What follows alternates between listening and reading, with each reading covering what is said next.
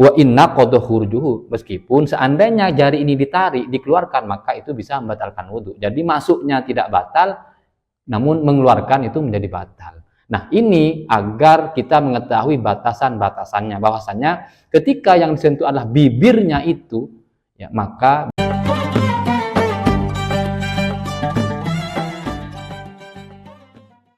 Assalamualaikum warahmatullahi wabarakatuh. Alhamdulillahirrabbilalamin. Berjumpa kembali dengan Abu Alwi Channel. Semoga channel ini terus bisa memberi suguhan, memberikan tontonan yang bermanfaat untuk para pemirsa semuanya. Amin, Allahumma amin.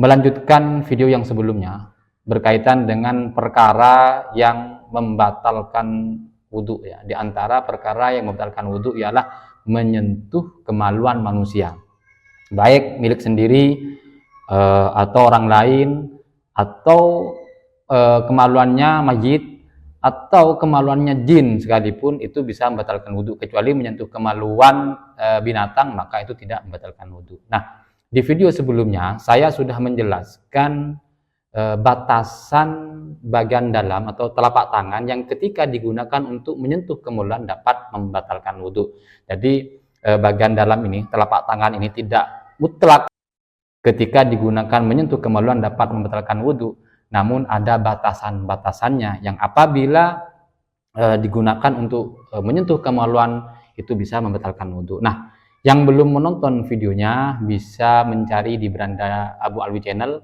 dengan judul ini, judulnya.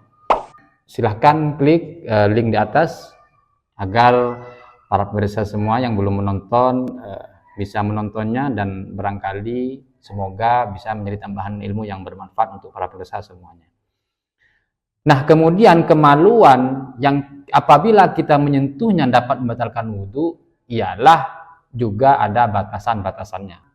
Nah, untuk laki-laki ialah yang apabila menyentuhnya dapat membatalkan wudhu mulai dari hasyafa atau kepalanya, kemaluannya itu, dari kepalanya hingga pangkal, ya.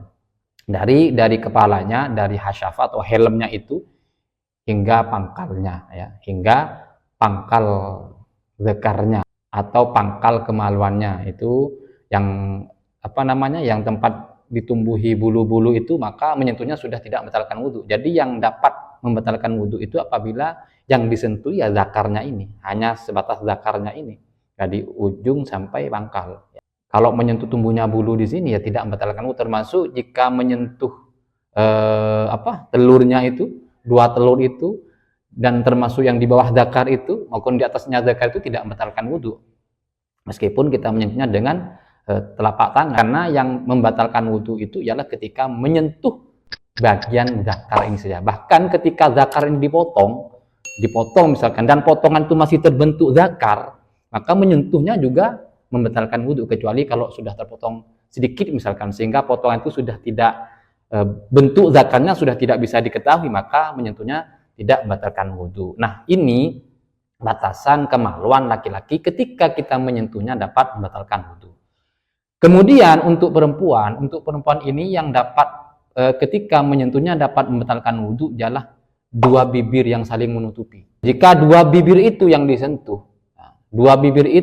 yang saling menutupi itu, maka membatalkan wudhu. Sedangkan pinggirannya, di atasnya bibir itu, di bawahnya bibir yang saling menutupi itu tidak membatalkan wudhu. Yang tempat tumbuhnya bulu itu ya tidak membatalkan wudhu. Bahkan ketika seorang perempuan itu memasukkan jarinya ke dalam farjinya, lam yantakid wudu'uha, maka tidak batal wudhunya apabila dia itu menyentuhnya tidak melalui dua bibir itu.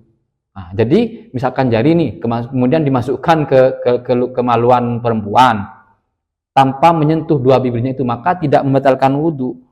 Wa inna qadha khurjuhu, meskipun seandainya jari ini ditarik, dikeluarkan, maka itu bisa membatalkan wudhu. Jadi masuknya tidak batal, namun mengeluarkan itu menjadi batal. Nah, ini agar kita mengetahui batasan-batasannya, bahwasanya ketika yang disentuh adalah bibirnya itu, ya maka bisa membatalkan wudhu. Sedangkan untuk di belakang bibir, di atasnya bibir, di samping bibir, itu tidak membatalkan wudhu. Nah, ini batasan kemaluan perempuan yang apabila disentuhnya dapat membatalkan wudhu. Termasuk menyentuh klitoris ya, al-badruh ya, itu tidak membatalkan wudhu ya. Dengan catatan dia tidak menyentuh bibirnya itu, tidak menyentuh dua bibir yang saling menutupi itu. Kalau cuman langsung menyentuh klitorisnya saja misalkan dengan jari, misalkan dengan bagian dalam jari, itu tidak membatalkan wudhu. Tapi kalau misalkan nanti itu dikeluarkan dari dalam itu, maka itu bisa batal. Karena selain menyentuh kemaluan, di antara perkara yang membatalkan wudhu ialah mengeluarkan sesuatu dari dua kemaluan itu.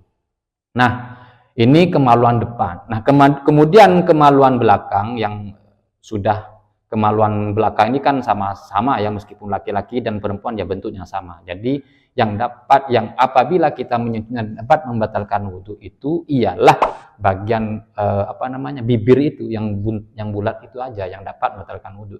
Jika itu yang disentuh, yang dua bibir yang saling menutupi itu di anusnya itu atau di lubang duburnya itu, maka itu bisa membatalkan wudhu. Sedangkan di samping apalagi di pantat itu, maka itu tidak membatalkan wudhu. Jadi seperti itu para pemirsa.